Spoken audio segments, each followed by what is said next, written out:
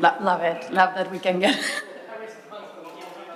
Okay, so Phillips, first of all, thank you for joining us. My name is Felicitas Carrique, and I am the Executive Director of the News Product Alliance, which is a nonprofit that supports elevating the discipline of product in news organizations. And we are here for a panel called Product is for Everyone. And we're going to talk about some of the lessons learned by my colleagues here, hard-won lessons, the challenges that they faced, and some of the things that actually worked out when trying to operationalize the audience-centric mentality. We are all here because we believe that product thinking is not just for large, well-resourced organizations, but it's actually the connective tissue that can help local news organizations better serve their communities while supporting their own operations sustainably. But that does not mean it is easy.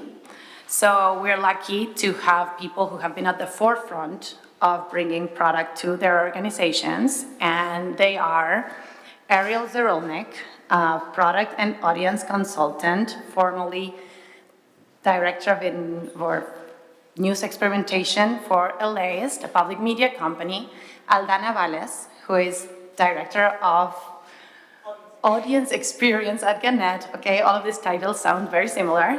And Aron Pilhofer, who is chief product officer at the Star Tribune.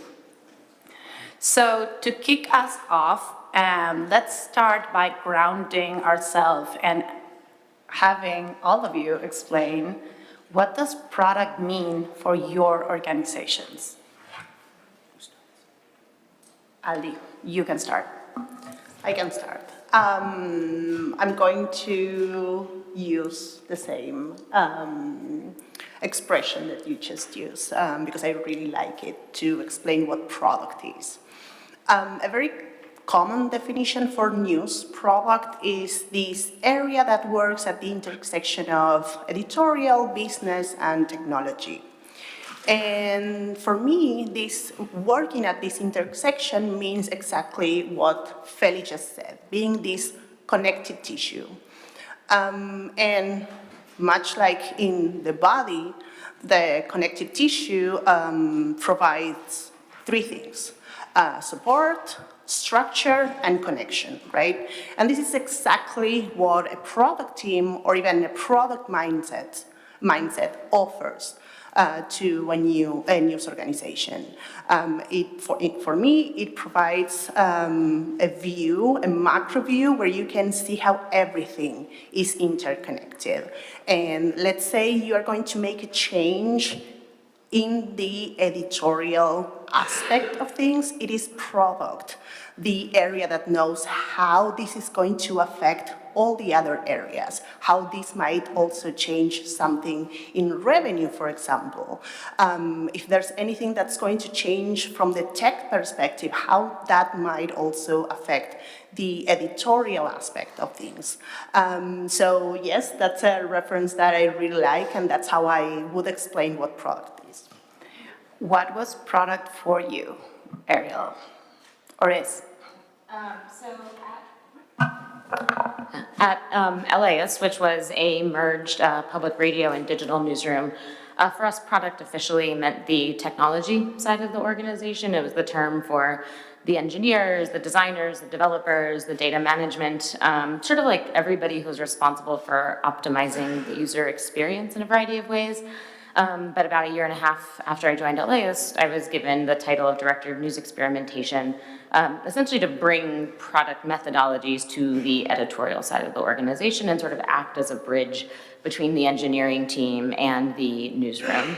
And our job was really to keep the audience centered in decisions and then help these two parts of the organization that didn't really understand enough about each other's work to work together super effectively. And so we were sort of this central clearinghouse for ideas to go back and forth and help these teams work together more effectively. And now that I'm a consultant, I work mostly still with local newsrooms and often quite small newsrooms. And so most of these newsrooms don't have a product team at all, and often they don't have anybody in the organization with that title. And so what you see is a lot of people who are sort of doing product work without the title. They are working between departments. They're often like the person overseeing audience things and doing the things that are not the daily stories. But it's really like people that are doing cross-functional work in most of these small newsrooms that I'm consulting with. And in your case, Aron, you are actually starting the product team from scratch at the Strip. No. No? Okay, go ahead. Yeah, there's been a product team at the Strip for quite a while, many years preceding me. But what we are trying to do is bring a product mindset and basically become more of a product-led organization, which we can get into a bit later, what we think that means. My journey to product was kind of accidental. I was running a team of engineers and designers and developers, which I guess also was another word for an engineer, and doing product without even knowing I was doing product. And I'll say this, to piggyback on what Ariel was saying, even if you don't have somebody at your organization or at an organization with the title of product, somebody is doing that job, even if they're not aware of it. They may be doing it very poorly. They may be doing it in a way that doesn't center the user, the audience, in the way that product methodologies do. So that's kind of the distinction that I would draw, is when somebody says that they are a product person or product professional or whatever title that you want to pull or you want to quote or cite, that's what they mean. They mean that it's a set of methodologies, it's a way of working that starts with the user and goes back to the product and not the other way around, which is very much the traditional way we used to build things. Building a bit on what Aldi said earlier around being the connective tissue and working around connecting what happens in editorial to revenue and to tech. Ariel, when you were at LAS, you actually developed the modes, right? Which is a framework to commission stories based on audience needs and audience desires as well. How did you experience operationalizing that? Yeah, so this is like my baby, but I'm going to do my best to be really brief about it. So the modes, as we call them, I think today's parlance, we would like call it sort of LAS, sort of local homegrown user needs model. When I joined LAS in 2021, they realized that they really lacked the insights that they needed to do audience-centric decision-making on a daily basis. There were certain beats that had really rich insights, certain like news moments, like elections or the census, where they might have a really clear sense of what people needed, but that wasn't sort of affecting the core of a local public media newsroom, which is the daily news report. And so we needed to understand what it looked like to serve audience members for that. And so we did human-centered design research to essentially understand how Angelinos engage with the city, and then what information do they need when they're engaging with the city. And the problem we were trying to solve for LAS, and I think this is where the operationalizing part starts, is being really clear about why you're commissioning research and what it is supposed to do for your organization. We needed something to give us strategic differentiation in our local market, and we decided that we wanted it to be audience service. But what does it mean to serve audience members? Well, we didn't know yet, and so we needed to know what that was. At the end of the research, we emerged with these 4 modes that Angelinos might be in when they're engaging with the city. They're trying to change something about the city, they're trying to navigate a complex decision, they're trying to discover something new, or they're trying to connect with others in the city, maybe in person, or even just like feeling that sense of there are others out there like me. And so after the research was done, we started like this very gradual process of bringing it to the newsroom. And we did something that I think people don't do that often, which we started like right in the guts of the newsroom. Like, we are going to change how stories are commissioned every single day. And the reason we did that is if you can change the story, everything else just sort of flows from there so much easier.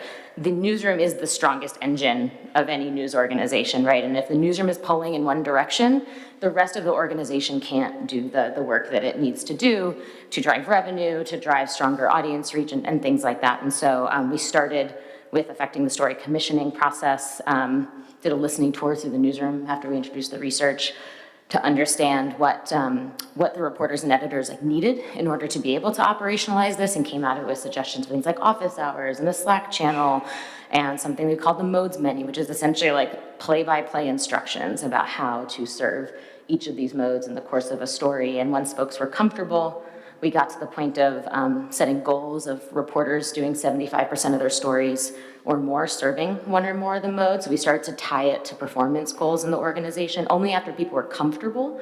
That was really important. And then once the stories kind of got there, then we could start applying the data we are getting back to things like how we distribute stories, how we influence the membership messaging on the website, how we can influence audience journeys, how people experience each of those sort of modes of stories on the website.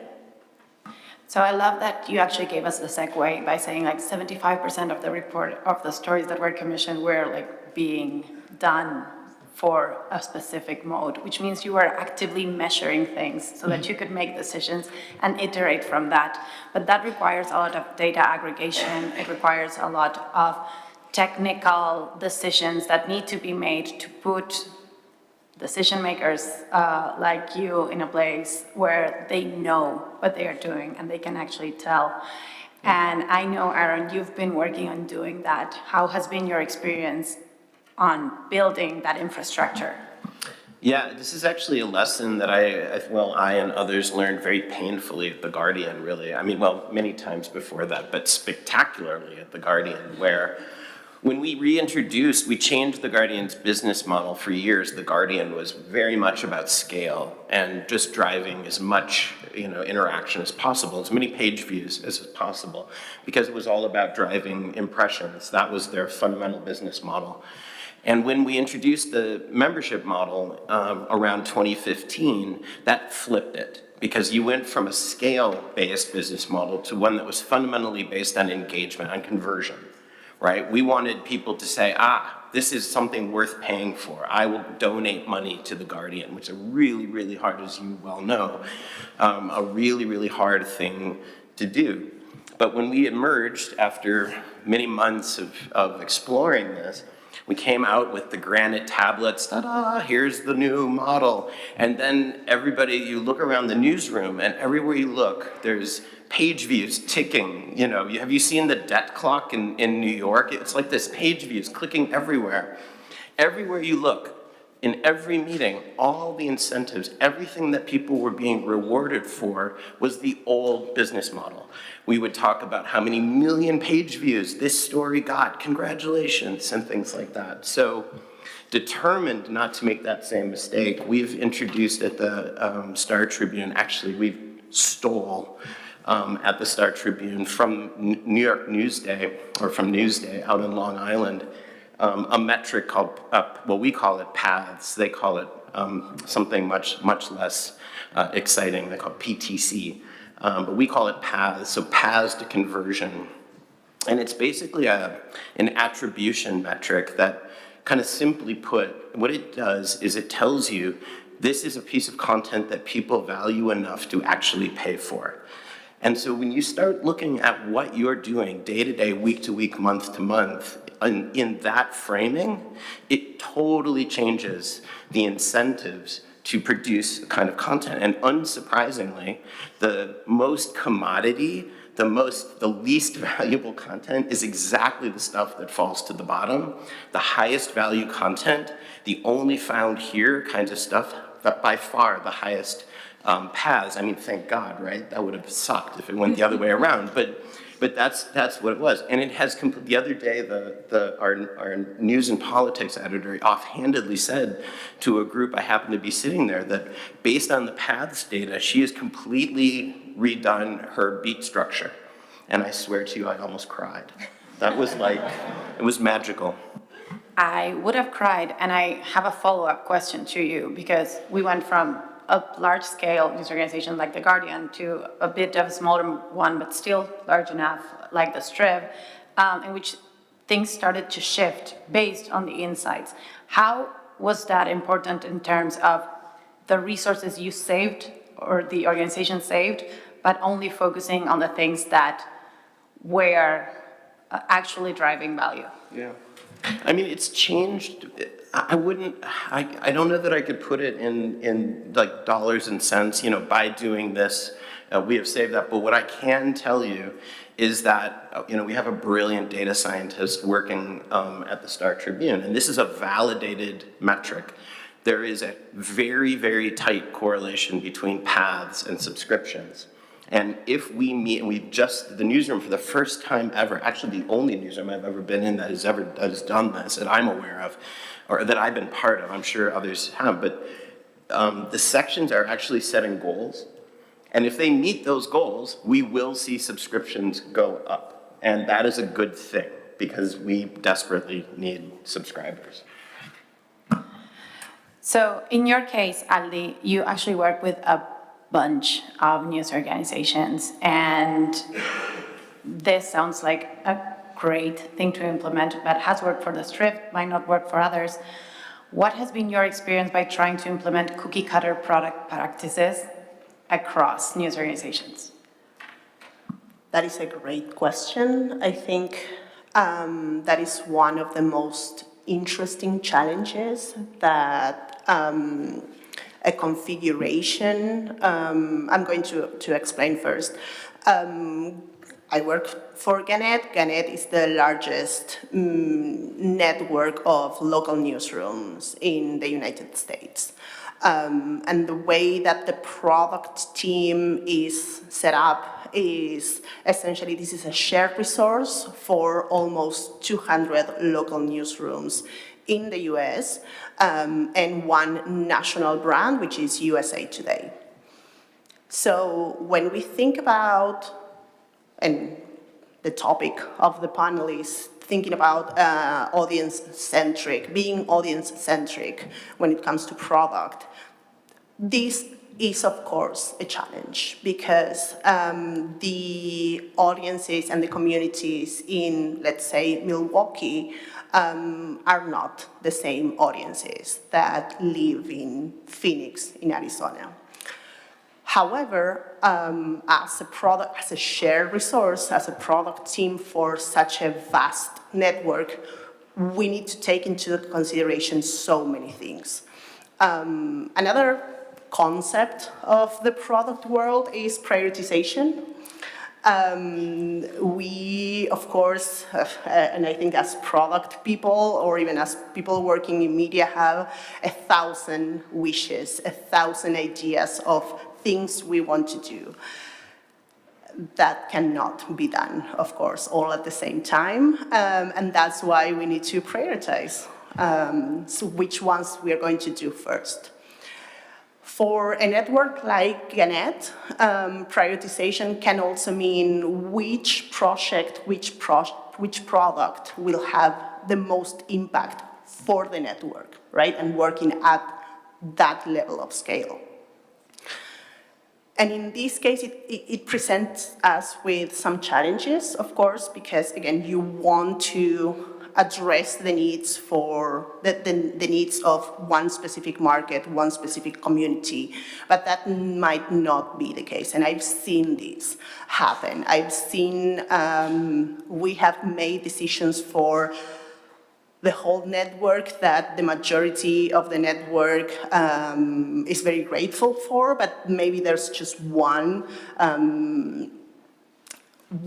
newsroom in particular, a small newsroom that says, no, please don't do that because this doesn't make sense for my market, for my community. And that sometimes is the case. However, we also take into consideration those specific cases.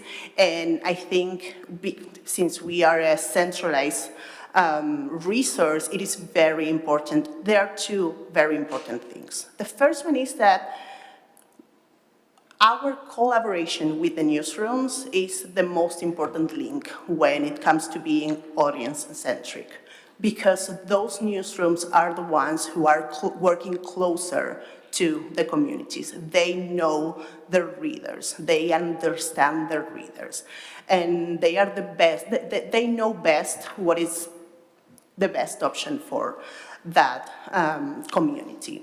So being in constant communication and understanding what they need from us as a support team, that is one of the most important things.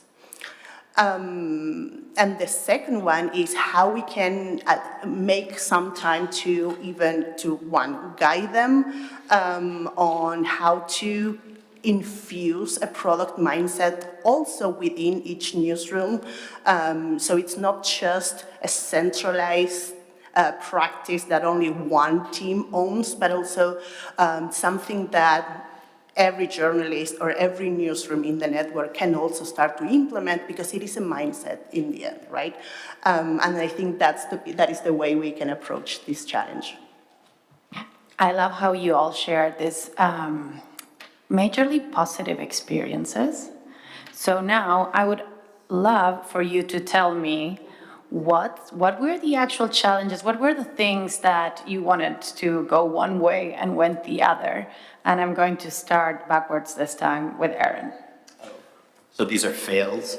Yes, these are fails. Oh. So I'll go back to a product that we built, and again, I wouldn't have called it that at the time, back, oh my God, this might have been 2007.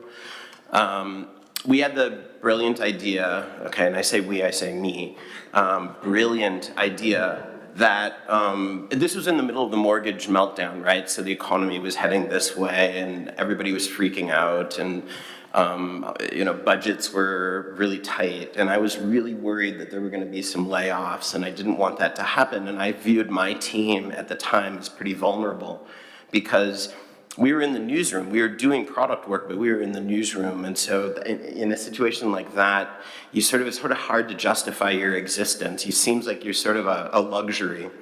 And so I had the brilliant idea that we were going to create around the Olympics a white label Olympics package. We were already doing it for ourselves, and here, this is, anyone who's ever made this mistake has said the following: with just a little bit more effort, we can make this into a product that we can sell.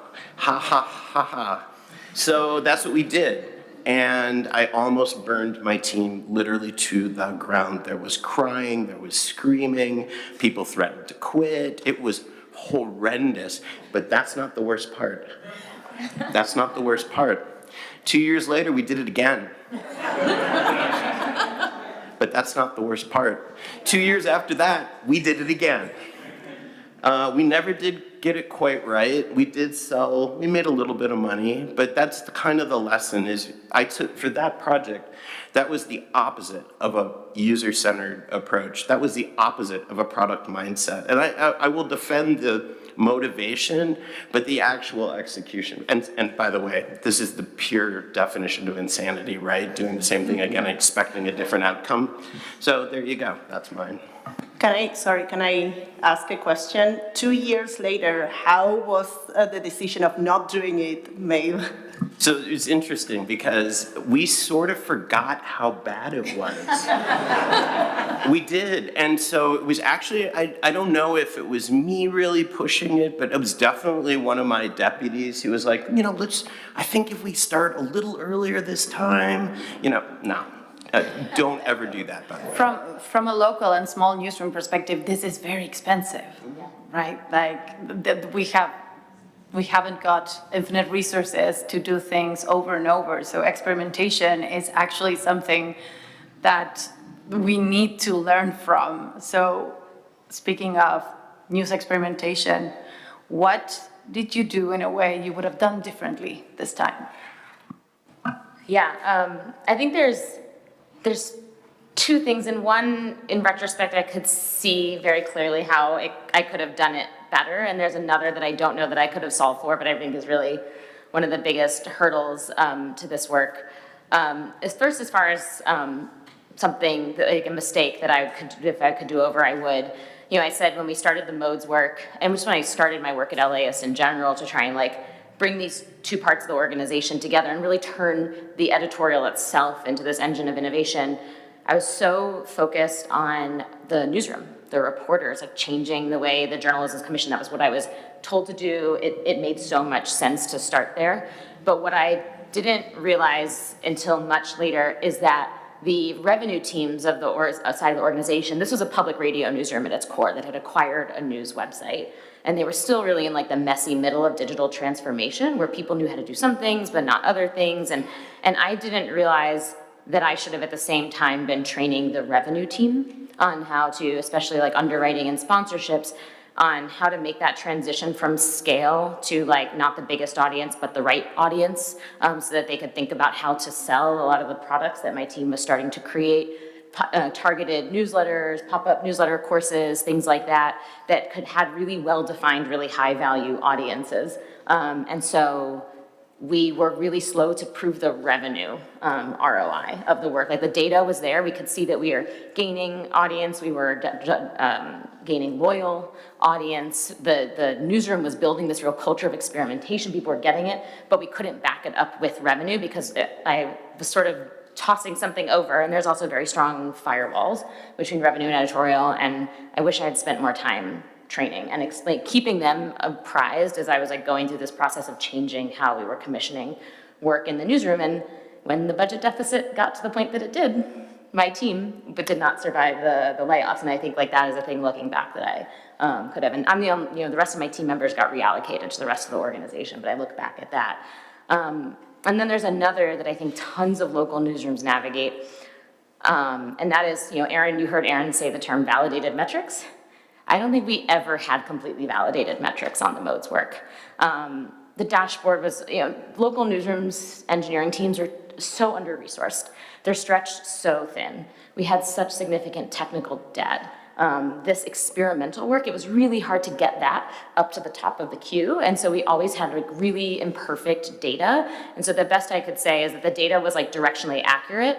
I could say, yes, we had confirmed that the mode stories bring more value to the organization than the stories that don't serve the modes. But I can never get like into perfect metrics. And it's really hard to move an organization when you have a million asterisks after each data point that you present in a presentation, right? This is like not a super compelling story. And it's just with that many things that a really small engineering team is juggling, it's really hard to get experimentation work up to the top of the heap when you know improving your newsletter products is definitely going to lead to stronger digital membership conversion. You know that like improving load time on the site is going to improve reach of your stories and load time and things like that. And so that just continued to be a challenge, and I had to shift to running lots of little small tests because then I could crunch the data manually.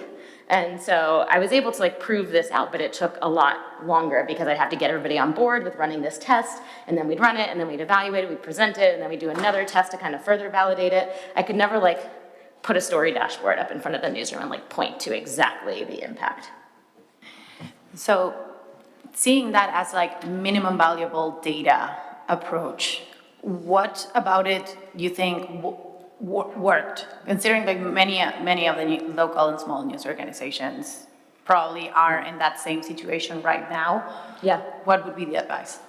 I mean, I think first off, like I could do it myself, and so I wasn't pulling resources away from other parts of the organization. I wasn't pulling the product team away from their core work in order to help me with the data analysis. But then also, I think it actually makes it a little bit less abstract because you can say, this is exactly what we did, and you can like, you're not talking about like 6 months of stories. You're actually talking about this 1 week that we ran this test with membership language on our website, and here are the screenshots of those different membership languages, and these are the days that it happened. And so I actually think that people understood the work a little bit better because it was this sort of series of small tests, but that just, it was hard to like completely change everything based on a series of small tests. So I think people understood it more, but we weren't able to change as much of how we worked based on that, or at least not in the time that I was there. Aldi, how has been your experience with challenges by operationalizing audience-centric mentality? That is something that I'm obsessed about, I think, because, and I want to go back to what I was saying about the communication with and the interaction with the local newsrooms and with the national newsroom as well, right? I think that as a product team and working on product, we have that sort of instinct of how we can start a project and start the discovery work, what data we're going to use, who are the readers, who are the people we are going to be speaking with to understand what they value, what will motivate them to come to our platforms, to use our app. I don't know, I'm thinking a variety of situations, right? I think that what I'm most obsessed about right now is how we can make that a system in our communication with the newsrooms, with the local newsrooms especially. So they are able to channel those needs that they are finding and that they see every day from their local communities, and how they can channel that in the most efficient way, in the most impactful way to our team, so we are able to provide them with the best support that we can, right? I think that is one of my main interests right now, I would say. So to end up on a happier note, you've also have learnings that were positive that might save time and resources for everyone sitting here. So what are the things that you've learned that you actually think are positive and others could take away from your experiences? Again, Aron.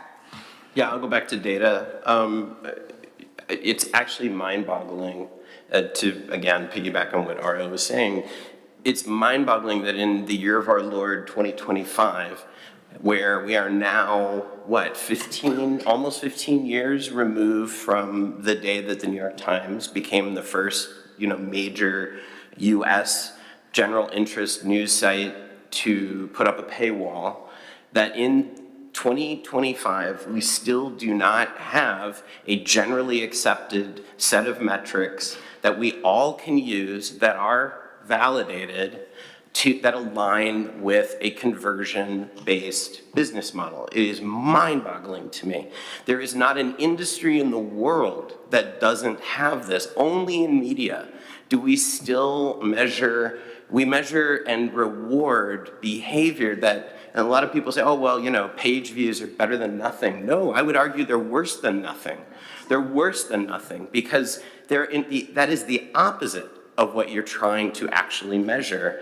And I am now actually kind of pleased. I'm seeing that change a little bit, right? I think like the FT in particular sort of leading the way on this with their metric RFV, of which I am a big fan.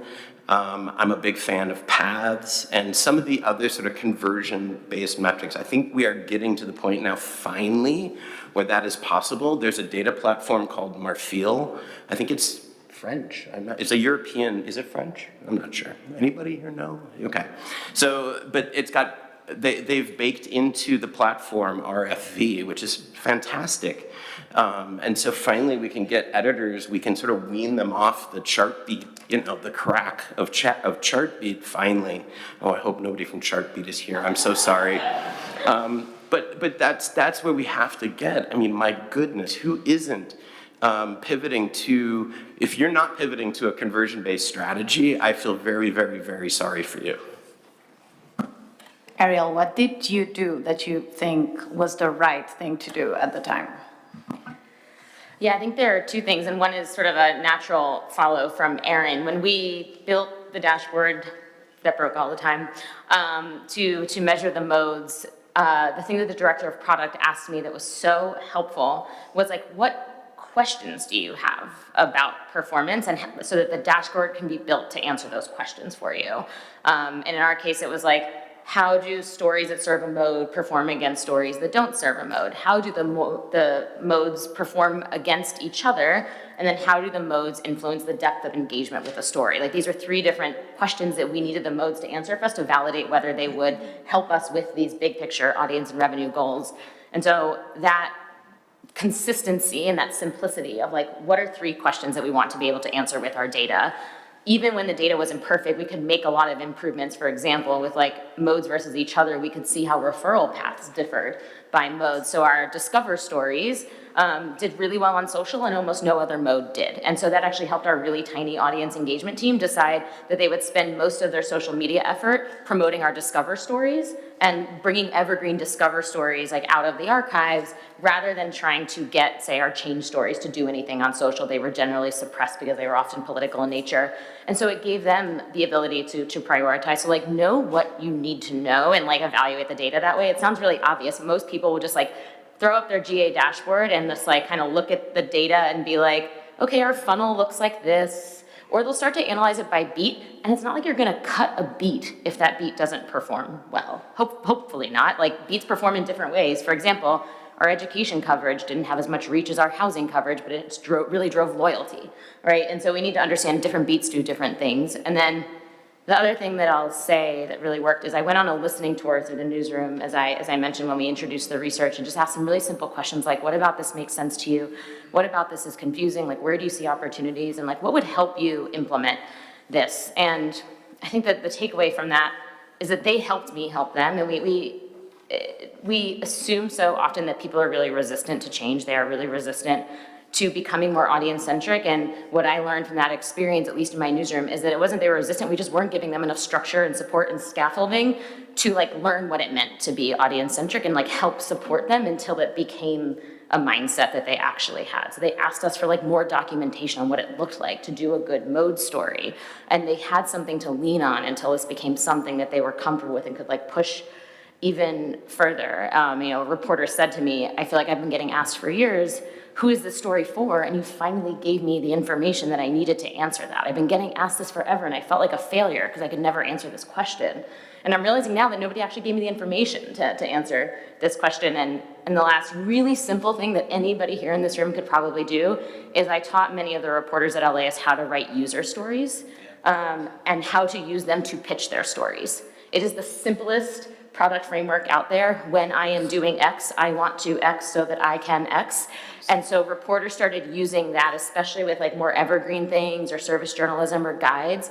It is the easiest way to teach them to like center the audience in their decision making. And they really loved it because again, it was something they could take to their editor that was really clear and concise and helped them crystallize their thoughts. We did not speak a lot about it, stakeholder management, but that sounds like the way in which you empower and give the rest of the organization agency to do things in a different way can actually be very powerful to trying to bring in a product mindset to the whole organization. Aldi, and before we move to questions, what is your thing that you did that you think worked? I'm going to continue with the stakeholder management moment, I think. My main focus of work is the story experience for our newsrooms. Yes. However, when I think about the story experience, and I come from a journalism background, right? I'm a journalist originally. I come from a newsroom background, and for me, the story experience has always been, I come from written journalism background. For me, the story experience has always been the article. The place where readers are going to find the stories, and they're going to read it, and they're going to be informed. That is not the only job that the story experience is doing, that in many cases the article page is doing. And I think that now that I'm thinking about how I can elevate that experience, how I can improve it to make it more engaging, to make it more accessible, so people can find the information that they are looking for, and that was the reason why they came to one of our platforms. I'm thinking about all those other jobs that the story experience is doing. And for that, I need to speak not only with the editors or the journalists who want to use that space to communicate their article, their words, but also the sales team, because they will use that space for ads, of course. I need to speak with the consumer team, because they also need elements on that story experience to message our subscription offerings, right? And there are so many other jobs that I wish I could show you. I have some sort of map of all these jobs that the story experience is doing. But for any initiative that I lead that is related to this, I need to speak with all these stakeholders for that initiative to be a success. Otherwise, it's just not going to. We are just not providing the support that we say we do. Thank you, and thank you all of you for sharing. I am now going to open it up to the audience for any questions.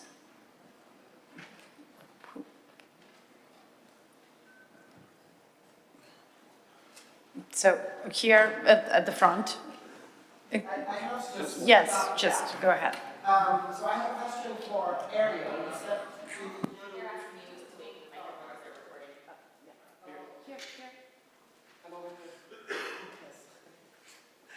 Thank you. So Ariel, you were saying that you made documentation for the newsroom on how to work with modes. Mm-hmm. I'm curious, what did that documentation look like, and how did you make it before working with modes on what a good mode story is? Yeah, great question. One of the things that the listening tour revealed to me also is like who were going to be my early adopters and who got it right away. And so we kind of went into this like sandbox period where it wasn't a mandate, but we really encouraged people to like experiment with the modes. I launched my office hours right away and people could just show up to those. In my case, I think it was the food reporter and the person who oversaw the food coverage and the reporter on that beat, and then the education editor who were like really jazzed about it and really got it right away. And so we actually went back and analyzed 3 months of food coverage and education coverage by the modes to then see like how many of our stories were actually naturally already serving the modes, and then we could look at which ones had performed really well, and then we could start to extract from that what are some of those commonalities. And also the modes documentation was like very specific. And I'd be happy to like show an example of the research artifact, but we had a really clear articulation of like the how might we for that node and like what are some of the very specific audience needs to solve for. And so that combination of having some very clear research about like what good looks like and then examples of stories led us to what we called the modes menu, and it had like first off advice on finding the right mode for the story, and it was like 2 to 3 questions to ask yourself to figure it out. Like you've already chosen your story topic, now let's get to the right angle. And then once you've chosen that, it went through, I think we had, and this was crowdsourced from the reporters and editors, like what do you want this to cover? It was like, what do examples of good headlines for this mode look like? What is the tone of that story? What are some of the formats that might take? We were also at the same trying to really steer them away from just like an 800-word straight text story. We had like, how might you use info boxes and other sort of additional features to lean into this more? What are the right ways to follow on that mode story? So if you want to do a day 2 or day 3. And then we pulled examples of stories that we'd already done in the past that retroactively we realized had served the mode and gave them examples of stories to be able to look at. And then we kept that documentation really updated. And sometimes reporters would come to me and be like, what do you think about this? Like, and I'd be like, oh, that's a great example. Like, let me add that. And I think like the way you used info boxes on that story is great. And I'm going to add that to the modes menu. So it became this like living document that they really wanted to contribute to and add to, because like, we think meetings can always like solve these decision-making challenges, but like actually so many newsroom decisions are made not in the meetings, but in like the little Slack conversations that you have on the side, right? So you'll show up to the morning news meeting usually having already decided, generally speaking, what they're gonna do that day. And so the documentation was meant to support that everybody makes decisions at different times in different ways and things like that. I saw a couple more hands. Yeah, there.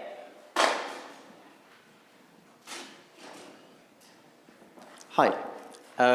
So we didn't talk about AI, and I feel like as a consultant who works at AI, I have to ask something about AI, but it feels like AI might change the way we think about products and the way we do products. I suppose at the moment, a lot of the thinking around AI is more on productivity, but I suppose going forward, how do you foresee AI changing product work or product teams? What would a native AI product team look like going forward? Go ahead. Yeah, so we have one, which is pretty amazing. We have a team of 3 working in the product team just focused on AI. And I can tell you what we're doing. Our main platform it's only since November, so they're really just getting started, but we're focusing on extracting useful data from unstructured text, meaning an article, and then finding ways to then repurpose those articles or pieces of articles or whatever it is in different ways. So I'll give you a couple examples. We were able to, if you've ever gone back and looked at the New York Times and what they went through to build their cooking product, it was millions of dollars and years of work to get those 22,000 recipes out of articles using an LLM-backed platform. We call it Agate internally, and we're going to open source it for what it's worth. We were able to do that in a weekend with all the recipes that we've run in the Star Tribune over the years. We also are using it to do things that our food writers do a weekly feature called five amazing things, or 5 great things that we tried this week. And it's basically a listicle. And that's like useful on the day, but it's absolutely, utterly useless after that. You sort of have to know that it's there and you have to search for it. So again, what Agate can do is take those 5 things and extract addresses, names of restaurants, things like that. And you can create this incredible, like almost only possible with AI style of search. To search those restaurants. Like the head of our AI lab was showing us, he was doing a search on this database and just searched for distinctly Minnesotan. If you've ever been to Minnesota, you know that we have, let's just say, a fairly bland culinary taste. We like things like walleye and all kinds, anyway. But, and what it surfaced was a bunch of really amazing results that were distinctly Minnesotan. That is the kind of thing you cannot do with a standard kind of Google-style keyword-based search. So when we're just getting started, we are super excited about the possibilities. I would want to add that one of the things that we've been working at MPA, and one of the things that we've been thinking about is like, what's the future of the news product discipline and what has fundamentally changed since the AI disruption. And I think it's mostly around, we can now gather and articulate more data about our audience than ever before. So how does the product work need to change and the infrastructure need to be put in place so that we can accelerate the pace in which we ship and continue to gather and analyze that data. Last one, yes. Yeah, my fault, I sat in the back. So, what doesn't matter. I wanted to ask actually what Aron said about the 2 year, after 2 year trying. Actually, that's been bothering me as well, but I'm always asking myself, and I want to ask you now, how do you know it wasn't about the circumstances? It wasn't about the moment that you tried something. Maybe the baseline wasn't good. How do you know when to stop? How do you know when to stop? Well, so this is the beauty of having a product kind of mindset. Product is a big umbrella term that captures a lot, and a lot of methodologies. And a key part of that process is asking the question, who is this for? What problem is it solving? How will you know if it succeeds or fails? And you have to set those parameters up front. You need to know what you're actually trying to solve for. And we didn't do any of those things. We didn't do any of these things. We used, as my friend Raju would always say, the old tummy compass. Does this seem like a good idea? And if it had, we were taking sort of a vibes-based approach to it. Did it seem like a good idea? And, we compounded this mistake literally 3 times. So if I were to go back in a time